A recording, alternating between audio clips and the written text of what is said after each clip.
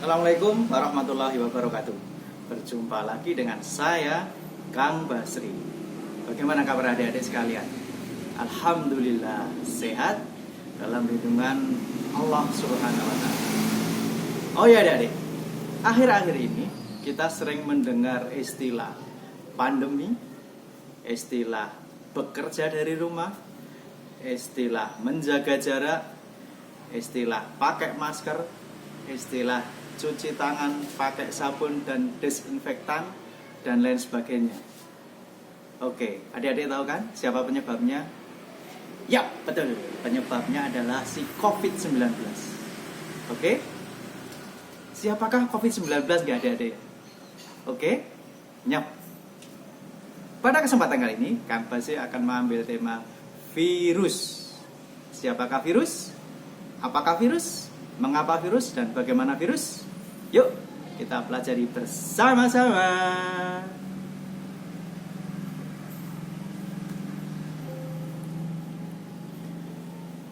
Baiklah adik-adik yang saya cintai, virus.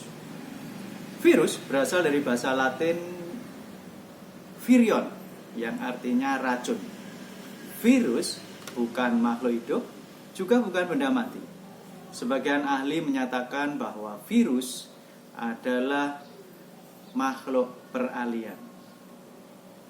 Oke. Sejarah diketemukannya virus. Adolf Meyer, seorang ilmuwan dari Jerman pada tahun 1883, dan seorang ilmuwan Rusia, Dmitri Ivanovsky, pada tahun 1892, tahunnya hampir bersamaan.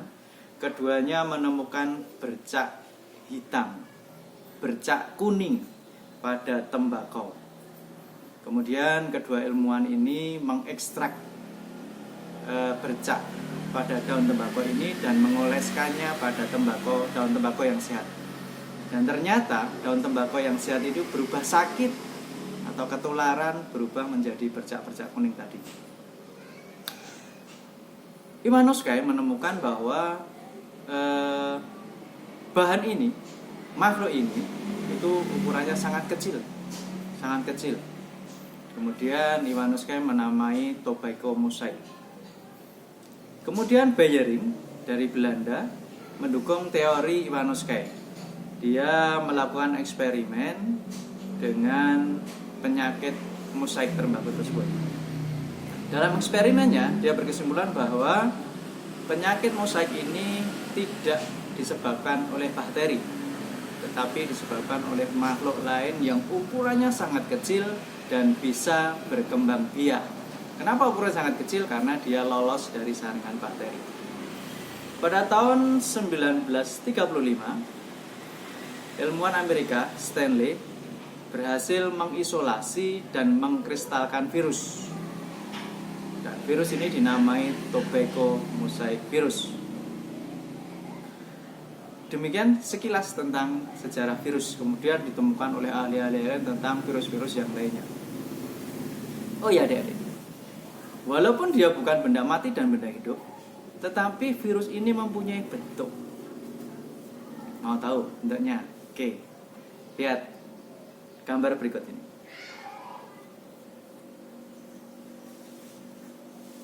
Virus ada yang berbentuk lingkaran, ada yang berbentuk polihedral, ada yang berbentuk T, ada yang berbentuk spiral, ada yang berbentuk heksagonal, dan lain sebagainya. Itu bentuk-bentuk virus. Nah, siapa tahu yang membentuk itu? Kemudian, ciri-ciri umum virus. Virus terdiri dari RNA atau DNA saja. Yang kedua, virus dapat dikristalkan dan masih memiliki daya hidup patogen apabila diinfeksikan ke organisme hidup.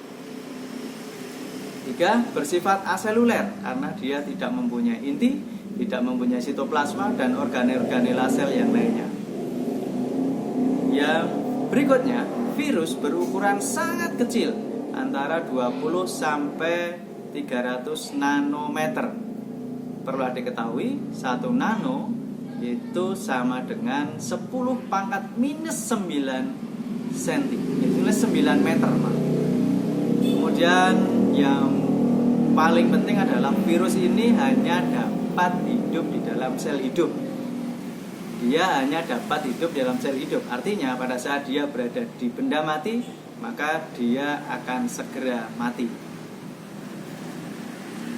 Nah, berikutnya bentuk virus. Tadi sudah saya katakan di depan, virus itu ada yang berbentuk kompleks, bentuk huruf T, kemudian polihedral, ada yang berbentuk helix, spiral, ada berbentuk lingkaran, ada yang bentuk heksagona, heksahedral, dan sebagainya. Kemudian berikutnya, bagian-bagian virus.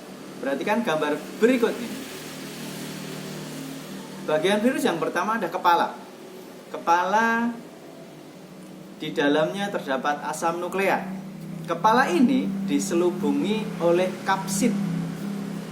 Nah, dan kapsid merupakan selubung luar virus yang terdiri dari banyak subunit protein yang disebut sebagai kapsomer.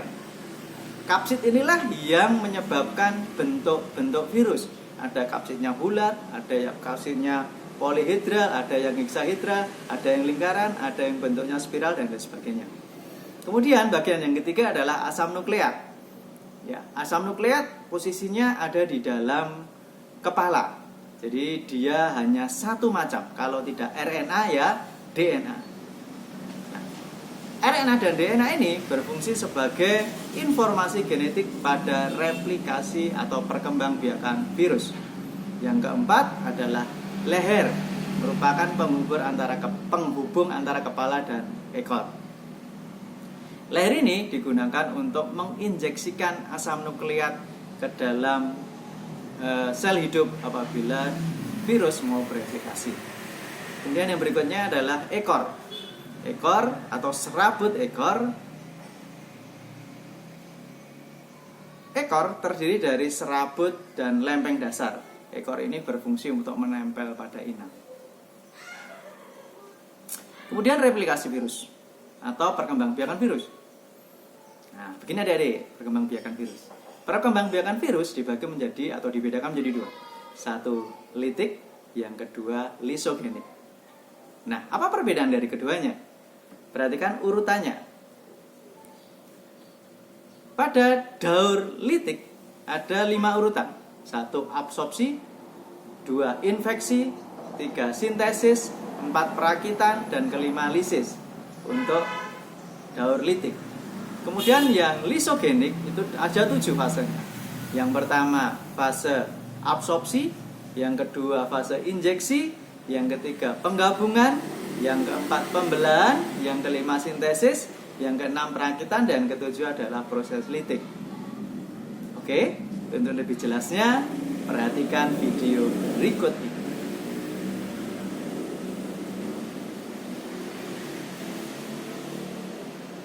Bagaimana adik-adik? Sudah paham dengan virus? Nah, sekarang mengapa ada virus? Apa peranan virus bagi kehidupan manusia? Virus ada yang menguntungkan manusia dan banyak yang merugikan manusia. Yang menguntungkan adalah seperti membuat antitoksin, melemahkan bakteri, dan untuk mereproduksi vaksin. Nah, tentunya akan berdampak dengan ekonomi. Berikutnya adalah virus yang merugikan manusia. Virus yang merugikan, ada 3 yang merugikan.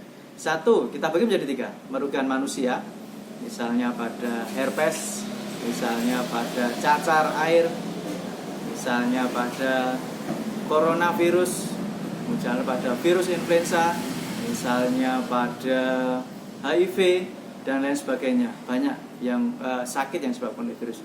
Kemudian pada hewan, misalnya yang terjadi pada hewan. Kemudian yang terjadi pada tumbuhan, ada yang tobek mosaik virus, kemudian ada yang menyerang tomat, kemudian ada yang menyerang daun anggrek, dan sebagainya. Terima kasih adik-adik sekalian, demikian paparan saya tentang virus. Semoga bisa menjadi jelas apa, bagaimana, dan mengapa virus. Terima kasih. Assalamualaikum warahmatullahi wabarakatuh. Salam sehat.